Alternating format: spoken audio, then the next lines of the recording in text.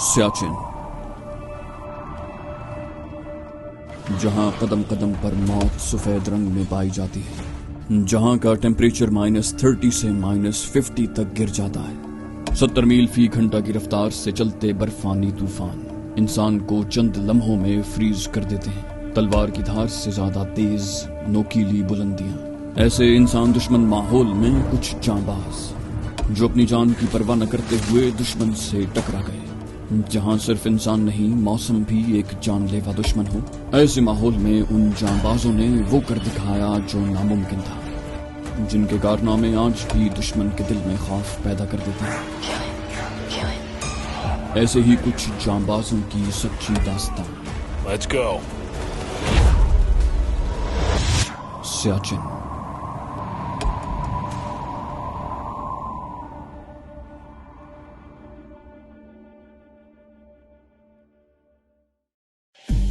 सियाचिन जैसे बर्फजार में वजन उठाकर सफर करना बड़ा जानलेवा अमल था। जवानों के कंधों से मुसलसल वजन बांधे रखने से खून बहने लगता। जब वो पोस्टों तक मिट्टी के तेल के जरीकैन और फाइबर ग्लास के खैमे पहुंचाते तो उन पर उनका जवां खून भी जमा होता। लेकिन ये उस खून की गर्मी थी जिसने 2000 फुट बुलंदी पर जमी बर्फ को पिघला दिया। -50 डिग्री सेंटीग्रेड का इंसानी गुमान से मुबर्रा हड्डियों का गूदा जमा देने वाली कहर आलूद सर्दी में अल्लाह के उन पुरस्कार बंदों ने मादरे वतन का दिफा किया। उन्होंने नामुमकिन को मुमकिन कर दिखाया। इंसानी अज़्म इस्तक़लाल की तारीख जब भी लिखी जाएगी, इब्तिदाई दिनों में अपनी जानें हथेली पर लेकर मादरे वतन का दिफा करने वाले इन गुमनाम जवानों और अफसरों को तारीख अपना खिराज तहसीन जरूर अदा करेगी, जिन्होंने अपना आज पाकिस्तान के कल के लिए कुर्बान कर दिया। सलामती हो उन माओं पर जिनके वो जने हैं, सलामती हो उन बहनों पर जिनके वो भाई हैं, और सलामती हो उन सुहागनों पर जिनका वो सुहाग हैं। 2 साल की कलील मुद्दत में पाकिस्तान आर्मी की इंजीनियर्स कोर ने भारतीयों को एक जबरदस्त ज़हनी धचका लगाया जब उन्होंने कछुए की जाल जलते हुए बिलाफौंड, ग्यांग, चुलांग और कुंदूज के बर्फजारों में फैले ग्लेशियर्स के धानों तक सड़कें तामीर कर दी। उन सड़कों ने इंतजामी मामलात को कदरे आसान बना दिया। उन्हें अपने घटिया दुश्मन पर इंतजामी बर्तरी हासिल हो गई। दूसरी तरफ दुश्मन जो अपने माउंटेन ब्रिगेड पर बड़ा मुतकब्बिर होकर सरकारी सांड की तरह पाकिस्तानी सरहदों में घुस आया था, अपने ही खोदे हुए कुएं में फंस कर रह गया। भारतीय सुरमाओं को अपने मरकजी इंतजामी हेडक्वार्टर जिंग रूलमा से अगले मोर्चों तक रसद पहुंचाने के लिए सियाचिन ग्लेशियर पर से ही गुजर कर जाना पड़ता। ये ग्लेशियर कोहे सल्तोरो के मुतवाजी वाक़े है और अब सूरत हाल ये हो गई कि स्याला, बिलाफोंडला, छूमक और ग्यांगला में भारतीय फौजों के रास्ते गैर महफूज हो गए। वो पाकिस्तानी दीदबानों की उकाबी नजरों के सामने रहने लगे, जहां से उन्होंने भारतीयों के लिए सामान्य हरबो ज़र्ब ले जाना नामुमकिन बना दिया। भारतीय इलाके से सड़क वादी नवाबरा से शुरू होकर सियाचिन के थाने पर आकर खत्म हो जाती है और वहां से आगे वो पाकिस्तानी तोपखाने की जद में आ जाते। अब भारतीय 75 किलोमीटर का पैदल सफर तय करने के बाद ही अपनी पोस्टों तक पहुंच सकते थे, और ये सफर बड़ा जानलेवा होता। भारतीय फौज का बड़ा हिस्सा इस सफर की भेंट चढ़ चुका है। जनरल साहब के सामने उस वक्त 3 अहम अफसरान मौजूद थे। उस एरिया के कमांडिंग ऑफिसर ब्रिगेडियर साहब और 1st कमांडोज बटालियन के बटालियन कमांडर। जनरल साहब की नजरें बिलाफोंडला के उस तंग रास्ते पर जमी थी जिसके मशरिक में करीबन 2000 फुट की बुलंदी पर उन्होंने एक पोस्ट कायम करने की प्लानिंग की थी। 2 दिन तक मुसलसल गौर खौज करने और मसरूफ जिहाद अफसरान से मुशावरत के बाद जनरल साहब इस नतीजे पर पहुंचे थे कि अगर वो बिलाफोंडला के जनूब मशरिक में 2000 फुट की बुलंदी पर चौकी कायम कर लें तो वहां से न सिर्फ सियाचिन ग्लेशियर पर नकलो हरकत करने वाली भारतीय फौज उनकी नजरों में आ जाएगी, बल्कि वो देखभाल कर उस चौकी पर मौजूद दीदबान की मदद से भारतीयों पर तोपखाने का कारगर फायर भी गिरा सकते हैं। 2000 फुट की बुलंदी पर यह बिलाफोंडला में बुलंद तरीन और तस्वीराती लिहाज से अहम तरीन पोस्ट होती। उस पोस्ट को कायम करने की सादत 1st कमांडो बटालियन की कायद कंपनी को सौंपी गई। भारतीय फौज से नबरदाजमा होते अब उन शेरदिल जवानों को 1.5 साल होने को आया था। अब उन्होंने दुश्मन के दांत देख लिए थे। दुश्मन को भी अंदाजा हो चला था कि उसने किस तारीखी जुर्म का इर्तिकाब किया है। कायद कंपनी ने शाम ढले नारे तकबीर की गूंज और अल्लाह के हुजूर दुआओं के साथ अपने सफर का आगाज किया। मौसम की कहरनाकियों को अपने फौलादी सीनों पर झेलते, दुश्मन के तकब्बुर और रौनत को अपने पांव तले रौंदते 1st कमांडो बटालियन के ये जांबाज बिलाखिर बिलाफोंडला के जुनूब मशरकी पहलू पर 20,000 फुट की बुलंदी पर अपने कदम जमाने में कामयाब हो गए। پاکستانی پوسٹ کے بالمقابل بلا فونڈلا کے شمال مشرقی پہلو پر بھارتی فوج کی جو پوسٹ موجود تھی اس کی اونچائی 19,000 فٹ تھی۔ اس طرح قائد پوسٹ کو اس پر برتری حاصل ہو گئی۔ قائد او پی کے بالکل سامنے مشرق کی جانب سیاچن گلیشیئر کے مغربی کنارے کے ساتھ ساتھ موجود پہاڑی سلسلے کی دو بلند چوٹیوں پر بھارتیوں نے بڑی جانفشانی سے اپنی آبزرویشن پوسٹ پریم اور انڈیا 3 پوسٹیں قائم کر رکھی تھی۔ ان دونوں پوسٹوں کی اونچائی بھی قائد پوسٹ سے کم تھی۔ البتہ بھارتیوں کو اب دن کی روشنی میں اپنی پوسٹوں سے قائد پوسٹ دکھائی دے سکتی تھی۔ بھارتیوں نے اس سیکٹر میں اپنی اہم ترین پوسٹ انڈیا 3 قائم کی تھی، لیکن یہ امر ان کے لیے بے حد باعث تشویش تھا کہ جس پہاڑ کی چوٹی پر انہوں نے انڈیا 3 قائم کی تھی اس کے دوسرے کونے پر اب پاکستانی مجاہد ان کے سروں پر براجمان ہو گئے تھے۔ البتہ ان کے اور قائد پوسٹ کے درمیان پہاڑ کی نوکدار چٹانوں کا ایسا خطرناک راستہ تھا جسے عبور کرنا ممکن دکھائی نہ دیتا تھا۔ وہ آسانی سے قائد پوسٹ تک پہنچ ہی نہیں سکتے تھے کیونکہ وہاں سے قائد پوسٹ تک عمودی چڑھائی بہت خطرناک اور قریباً ناممکن تھی۔ البتہ ایک ایج انہیں حاصل تھا کہ وہ اپنی پوسٹ انڈیا 3 سے پاکستانی قائد پوسٹ اور قائد او پی کے درمیان ہونے والی نقل و حرکت کا جائزہ لے سکتے تھے۔ اس طرح پاکستانی جوانوں کے لیے دن میں نقل و حرکت ممکن نہیں رہی تھی۔ وہ اپنی تمام نقل و حرکت رات کے اندھیرے میں کرتے تھے۔ پہاڑی کی چوٹی پر جہاں قائد او پی بنائی گئی تھی وہ جگہ اتنی تنگ اور خطرناک تھی کہ وہاں تک بمشکل ایک ایگلو پہنچ سکا تھا اور 2 مورچے بنائے گئے تھے۔ قائد او پی کی حیثیت دیکھ بھال کرنے والی ایک پوسٹ کسی تھی۔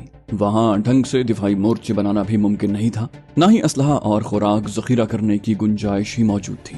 2 مورچے صرف اس لیے بنائے گئے تھے کہ جب دشمن وہاں فائرنگ کرے تو جوان ان مورچوں میں بیٹھ کر اپنا دفاع کر سکیں۔ دن کے اوقات میں پاکستانی دیدبان برف کی ان قبروں میں بیٹھ کر اپنے فرائض انجام دیا کرتے۔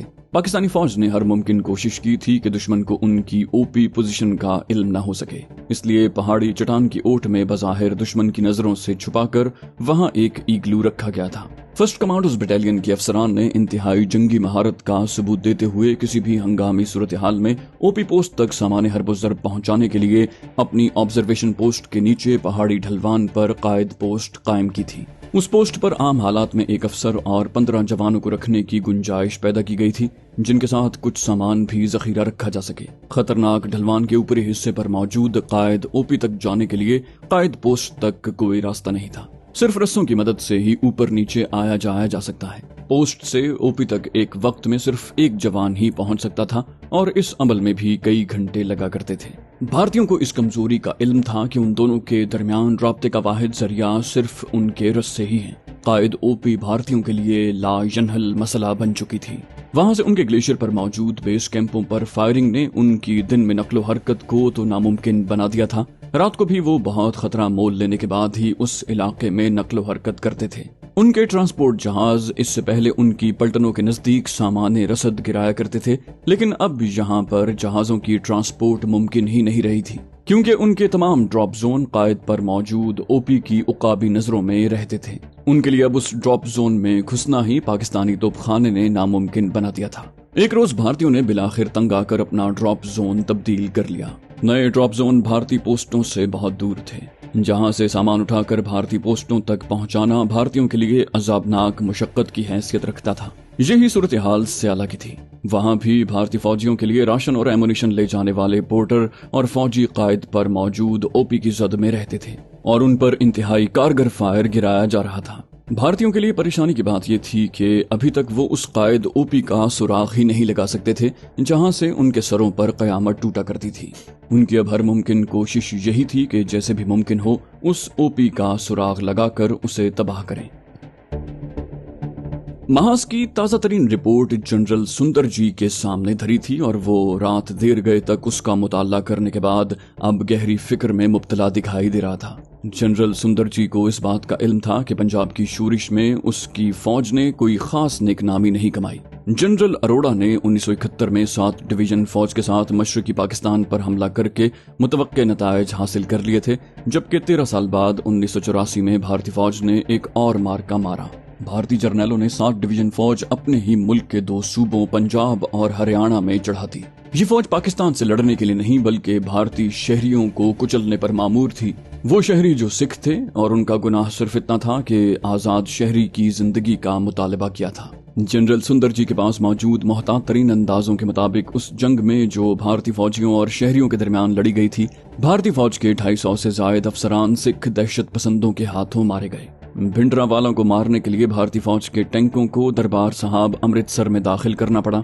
इस सूरत हाल के नतीजे में हिंदुओं के खिलाफ कभी न खत्म होने वाली नफरत ने सिखों के दिलों में जन्म लिया। उस नफरत ने बिलाखिर भारतीय वजीर आजम मिसेज इंदिरा गांधी को भी निगल लिया और वो सियाचिन के जरिए शाहराह रेशम तक पहुंचने का ख्वाब अपनी आंखों में सजाए परलोक से धार गईं। मिसेज गांधी अपने जाती बॉडीगार्ड्स के हाथों कत्ल हुई तो शुमाल मगरबी भारत का बड़ा हिस्सा फिरकावाराना फसादात की लपेट में आ गया। भारतीय जर्नलों को बादल नखास्ता अपनी फौज की 1/3 ताकत अंदरूनी सलामती के लिए मामूर करना पड़ी। अलबत्ता भारत के तमाम यानी 11 डिवीजन्स इस काम पर नहीं लगाए गए। 2 डिवीजन तो मामूल के मुताबिक शुमाल मशरिक में मौजूद थे, जबकि कुछ ब्रिगेड जम्मू कश्मीर की अंदरूनी सलामती के लिए वहां डेरे जमाए बैठी थी।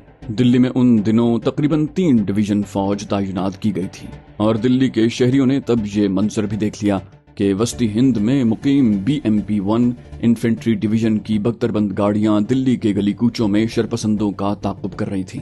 1965 में छंब अखनूर सेक्टर में भारत ने 3 डिवीजन फौज के साथ हमला कर दिया था, जबकि 1986 में दिल्ली में अमन व अमान कायम रखने के लिए भी 3 डिवीजन फौज इस्तेमाल की गई थी। भारतीय फौज का इमेज बुरी तरह तबाह हो रहा था। सियाचिन में होने वाले भारतीय नुकसानात की खबरें अखबारात बढ़ा चढ़ा कर पेश कर रहे थे।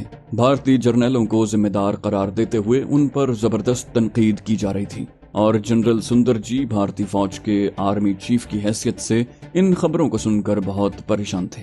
वो एक पेशावर फौजी की हैसियत से तारीख में अपना नाम लिखवाना चाहता था, लेकिन यहाँ आए रोज कोई न कोई बदनामी उसके माथे का झूमर बन जाती। कायद पोस्ट के कयाम और भारतीयों पर होने वाले हमलों के बाद सियाचिन में भारतीय फौज की मखदूश हालत के अफसाने जबान ज़दे खासो आम हो रहे थे।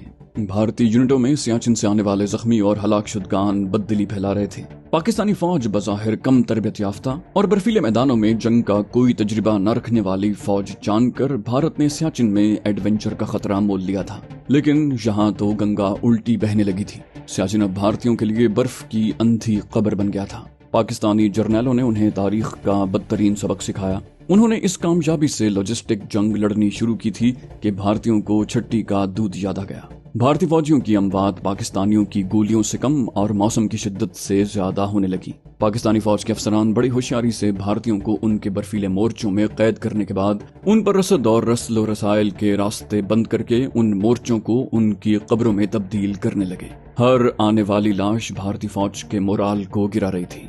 जब भी कोई जख्मी वापस लौटता सारी यूनिट को बददिल कर दिया करता था। भारतीय फौज के अपाहिज अलग मसला बन रहे थे। जनरल सुंदर जी को भगोड़े फौजियों की रोज बरोज बढ़ती शरह ने परेशान करना शुरू कर दिया था। इन हालात में उसने इंतहाई खतरनाक फैसला कर लिया। अभी तक ये फैसला उसके जहन में ही महफूज था, लेकिन जल्द ही वो वजीर आजम और वजीर दिफा को एतमाद में लेकर उस पर अमल करने जा रहा था। 1986-87 के मौसम सरमा में भारतीय फौज ने अपनी 3 साला मशकें करना थी। जनरल सुंदर जी ने एक मंसूबा बनाने के बाद उन मशकों को एक्सरसाइज ब्रास ट्रैक्स का नाम दिया। जनरल सुंदर जी का मकसद इन मशकों के जरिए पाकिस्तान पर दबाव बढ़ाना और एक सतह पर उसे इश्तियाल दिलाकर जंग के लिए मजबूर करना था। उसने अमरीकियों के ऑपरेशन एंड मेंटेनेंस के तर्ज पर इन मशकों का आगाज किया था।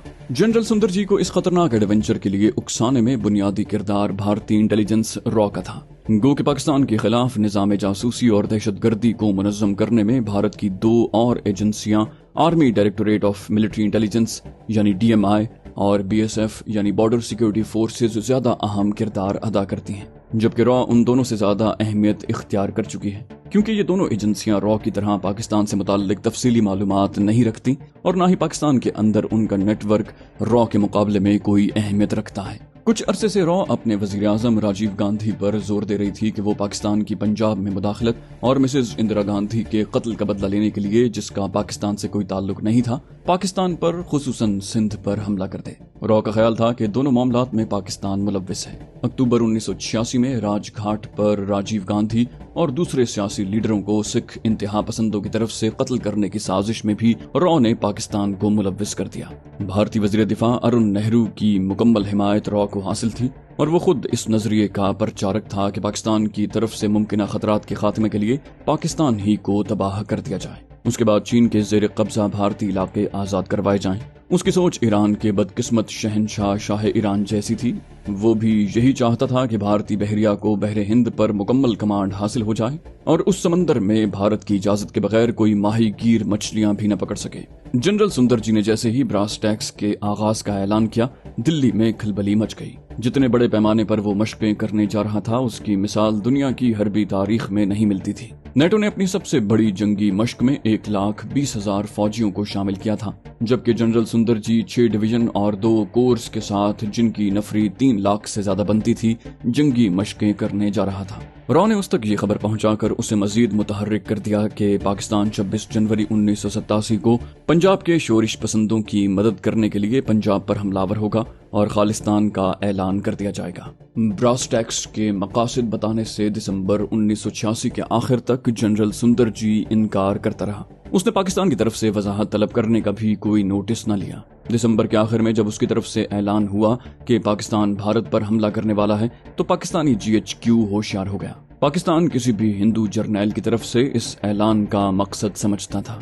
अपनी चाणक्याई ज़हनियत के मुताबिक जनरल सुंदर जी पाकिस्तान के हमले का हवा खड़ा करके दरअसल पाकिस्तान पर हमलावर होना चाहता था। इससे पहले सियाचिन में भारतीय जारहियत की नाकामी और अब जनरल सुंदर जी का ये ऐलान, पाकिस्तानी जर्नैलों के सामने सारा मंजर वाज़ेह था। अफगानिस्तान में रूसी फौजें मुजाहिदीन से मसरूफ़ जंग थीं और पाकिस्तानी सरहदों पर महाजरीन का दबाव बढ़ता चला जा रहा था। सियाचिन में पाकिस्तान के खिलाफ 2 साल पहले भारत ने एक और महाज खोल दिया था और अब जनरल सुंदर जी उसे निहायत मुनासिब मौका जानकर पाकिस्तान पर हमलावर होने के लिए पर तोल रहा था। हंगामी बुनियादों पर पाकिस्तानी माहिरीन हर्ब ज़र्ब ने दुश्मन की हर मुमकिन जारहियत का तदारुक करने का फैसला कर लिया। दिसंबर के आखिरी हफ्ते में पाकिस्तानी चीफ ऑफ स्टाफ की ज़ेर क़यादत होने वाले अहम इजलास की कार्रवाई जानने के लिए भारतीय सरगर्म थे, लेकिन उनकी किसी एजेंसी की रसाई इन मालूमात तक नहीं थी। अगले चंद दिनों में पाकिस्तान ने तेजी से अपनी फौजों को नक्लो हरकत दी और 37वीं डिवीजन को, जो रहीम यार खान के नजदीक मशकों में मसरूफ था, पंजाब की सरहदों पर पहुंचाना शुरू कर दिया। पाकिस्तानी जनरल भारत की सिंध में मुमकिन पेशकदमी के पेश नजर उसे पंजाब के गैर महफूज होने का यकीन दिलाने में कामयाब रहे। किसी भी अफरा तफरी के बगैर निहायत इत्मीनान से पाकिस्तान ने 12 दिनों में करीबन 500 किलोमीटर के फासले पर एक कोर के बराबर फौज को दोबारा तैनात कर दिया, जबकि पाकिस्तान की जनूबी रिजर्व फौज पहले ही महाज जंग पर मौजूद थी। 6वां आर्म डिवीजन और 17वां डिवीजन खारिया में तैयार खड़ा था। इस हरबी चाल ने भारतीयों के हाथों के तोते उड़ा दिए। जनरल सुंदर जी यूं तो प्रेस के सामने बढ़ के हाँकता रहा और दावा करता रहा कि भारतीय इंटेलिजेंस को पाकिस्तान की ट्रेनों के हर डिब्बे में सफर करने वाले फौजियों की तादाद का इल्म भी है, लेकिन अमलन वो मायूसी का शिकार हो रहा था। 17 दिन की खामोशी इख्तियार करने के बाद उसने 22 जनवरी को भारतीय काबीना को अपने अज़ाइम पर ब्रीफिंग दी। 23 फरवरी को भारतीय फौजों को हरकत करने और जंग की तैयारी के अहकामात जारी कर दिए गए। फौजों की नकलो हरकत के मामलात खुफिया रखे गए।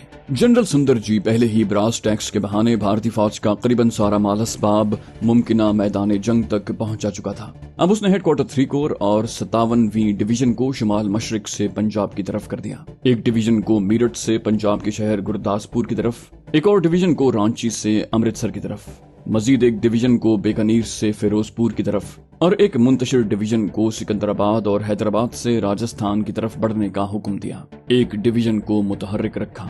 सूरत हाल बड़ी खतरनाक थी। पंजाब में फाजिलका, अबोहर, गुरदासपुर और पठानकोट के महाज पर दोनों ममालिक की फौजें एक दूसरे के सामने मोर्चाबंद हो चुकी थीं। भारतीय इस खौफ से लर्जा बरंदाम थे कि पाकिस्तानी इस महाज पर हमले में पहल करते हुए पठानकोट की पट्टी काट कर मकबूजा कश्मीर को भारत से अलग कर देंगे और तेजी से सरप्राइज देकर पंजाब में घुस जाएंगे, जहां सिख हुर्रियत पसंद उनके इस्तकबाल की तैयारियां कर रहे हैं। भारतीयों को रूस की तरफ से रूसी सैटेलाइट की मुकम्मल सहूलत हासिल थी और पाकिस्तानी नकलो हरकत की तस्वीर उन तक बआसानी पहुंच रही थी। MiG-25 और भारतीय स्क्वाड्रन 105 के लिए रूस ने वाफिर मिकदार में पेट्रोल भारतीय फजाइया को पहुंचा दिया था। भारतीय फजाइया के MiG-25 हरकत में थे। फजाइया के एडवांस इमदादी यूनिट मुतहर्रिक हो चुके थे और भारतीय नेवी ने पाकिस्तानी समंदरों के नजदीक पोजीशनें संभाल ली थी। तो दोस्तों, ये थी हमारी आज की एपिसोड। उम्मीद करते हैं आपको हमारी कहानी पसंद आई होगी। जाने से पहले इस वीडियो को लाइक कीजिए और शेयर करना मत भूलिए। कमेंट करके हमें बताइए कि आपको हमारी वीडियो कैसी लगी, और अगर अभी तक आपने इस चैनल को सब्सक्राइब नहीं किया तो इसे सब्सक्राइब कीजिए और बेल आइकन दबाकर ऑल नोटिफिकेशंस ऑन कर लीजिए।